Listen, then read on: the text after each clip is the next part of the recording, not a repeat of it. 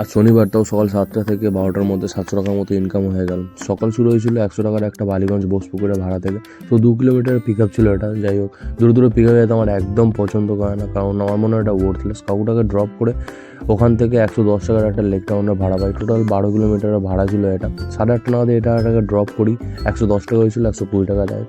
তারপর একটু ওয়েট করতে থাকি যে একটা ভালো ভাড়ার জন্য। তখন 161 টাকার একটা অজয়নগরের ভাড়া পাই। আমার কাছে ভালো ভাড়া বলতে পিক আপ কম হবে, আর পরে আমি ওখান থেকেই ভাড়া পাই, আর পার কিলোমিটার জন্য 10 টাকা করে দেয় আমার কাস্টমার। যাই হোক, ম্যাডামটাকে ওখানে ড্রপ করে 10 কিলোমিটার পার্কস্ট্রিট একটা ভাড়া পাই 150 টাকা।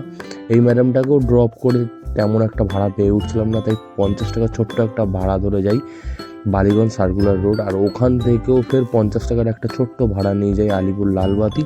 আলিপুর থেকে বেশিক্ষণ দাঁড়াতে হয়নি, এখান থেকে 5 কিলোমিটারের সরকারপুর মহেশ্বরের একটা ভাড়া ধোকে 54 টাকার বাড়ির দিকে। তাই ভাড়াটাকে ড্রপ করে বাড়ির দিকে যেতে যেতে হিসাব করে দেখি যে আজকে টোটাল 686 টাকার মতো ইনকাম হয়ে গেছে।